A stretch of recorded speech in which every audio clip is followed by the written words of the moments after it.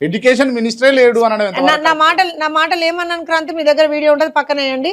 తెలంగాణకి స్పెషలైజ్డ్ గా స్పెసిఫిక్ గా ఒక ఎడ్యుకేషన్ మినిస్టర్ లేరు, అది దౌర్భాగ్యం. ఎందుకనంటే ఐ రీట్రేట్ మై వర్డ్స్. ఇవాళ రోజున 93 మంది పిల్లలు చనిపోయారు. ఏం చేసిండు క్రాంతి చెప్పండి మీరు. అడగాలి కదా మీరు, తెలంగాణలో అడగలే, మీ దగ్గరే కూర్చొని అడిగినా అడగలే మీ ఛానల్లో. మీరు వేసిండు కదా ఆ రోజున కూడా కాంగ్రెస్ వాళ్ళు నన్ను తిట్టిండుగా, మీరే తిట్టిపించినాలే. నేను ఒక రకంగా మీరు ప్రశ్న అడిగిండ్రు, నేను సమాధానం చెప్పినా కరెక్టే. మరి తెలంగాణలో ఉన్నటువంటి పిల్లల బతుకులు ఆగమైతున్నప్పుడు ఎందుకు మాట్లాడద్దు మేము? ఒక విషయం క్రాంతి, మీ ప్రశ్న తప్పెక్కడో నేను చెప్తా.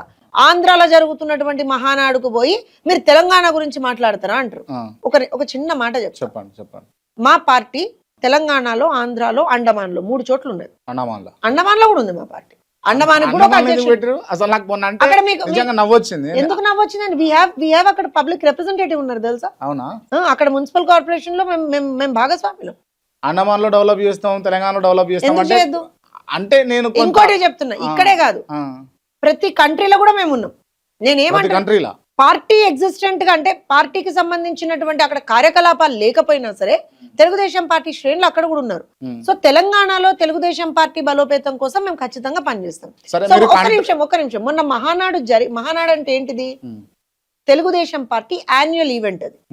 ఆ యాన్యువల్ ఈవెంట్ లో మేము ఏం చేస్తాము అనంటే, సంవత్సర కాలంలో జరిగినది ఏంటిది, మేము ఏం తీర్మానాలు పాస్ చేయాలి అంటే, అంటే తీర్మానం చేస్తే తిట్లా మంచి మరి స్త్రీ శక్తి చేసినాం, ఆ తిట్టైనా ఎవరిని తిట్టినాం మేము?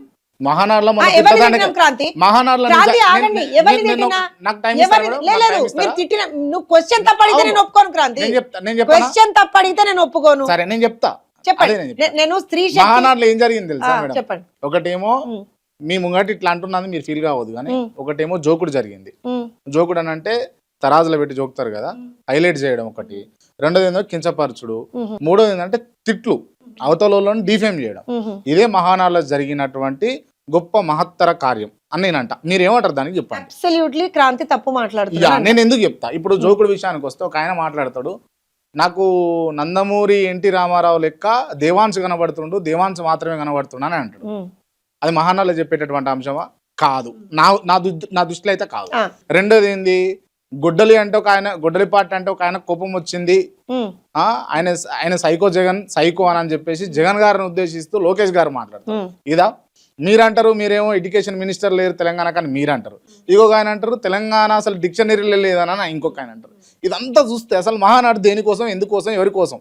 మహానాడు తెలుగుదేశం పార్టీ శ్రేణుల కోసం, తెలుగుదేశం పార్టీ శ్రేణులకు ఒక దిశానిర్దేశం కోసం. మీరు మహానాడులో జరిగినటువంటి మంచిలన్నీ తీసి పక్కన పెట్టేసి క్రాంతి కూడా ఇట్లా చేస్తాడు అనేది వంటిది నాకు కొంచెం బాధ కలిగించిన అంశం. చెప్తా. ఇప్పుడు మహానాడులో అసలు మీరు థీమ్ నే మర్చిపోయినారు క్రాంతి.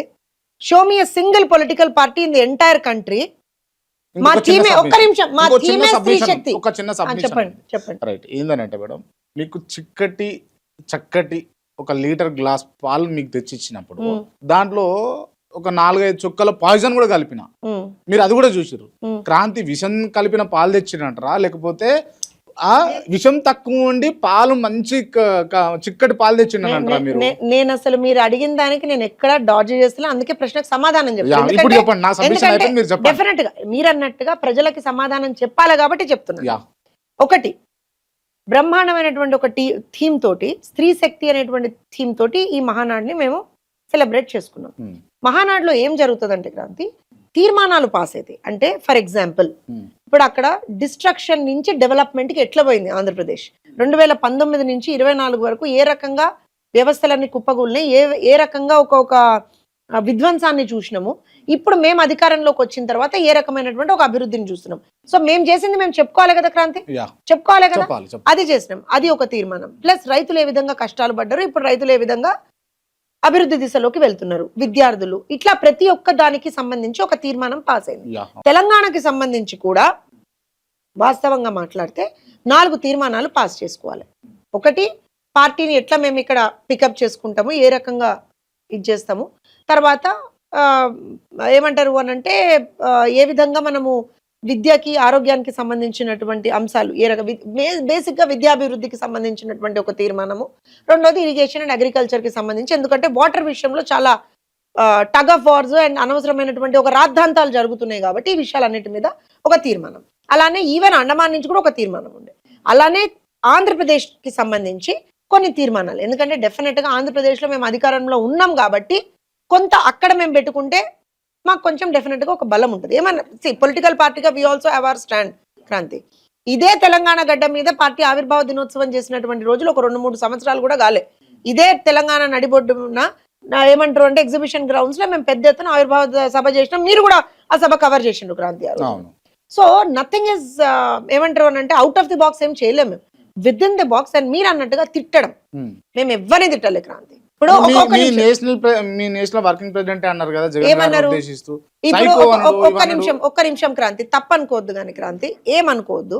ఇప్పుడు 16,347 మంది టీచర్లను రిక్రూట్ చేసినాం క్రాంతి. డిఎస్సి పెట్టి 16,347 మంది టీచర్లను రిక్రూట్ చేసినాం. పెడుతున్నప్పుడు ఆల్మోస్ట్ 100 నుంచి 150 కేసులు వేసిండ్రు. అన్ని ఎదుర్కొని, అన్ని సవాళ్ళను ఎదుర్కొని మేము దాన్ని ఎగ్జిక్యూట్ చేసినాము. వాళ్ళకి అపాయింట్మెంట్ లెటర్స్ ఇచ్చినాము, వాళ్ళు అపాయింట్మెంట్ తీసుకున్నారు, వాళ్ళు ఉద్యోగం చేసుకుంటున్నారు. వాళ్ళు ఇన్ఫాక్ట్ వాళ్ళు ఉద్యోగం బ్రహ్మాండంగా చేసి, లోకేష్ గొప్ప కాదు, నేను ఇక్కడ లోకేష్ గొప్ప గురించి మాట్లాడతాను, మీరు నా మాట వినాలే. సైకో అని ఎందుకు అన్నాడో వినాలే.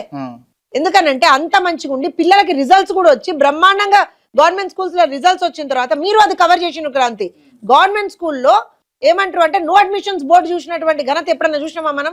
అంత అయిన తర్వాత ఇవాళ వచ్చి డిఎస్సీల దొంగతనం జరిగింది, డిఎస్సీల అవినీతి జరిగింది, అయిపోయింది.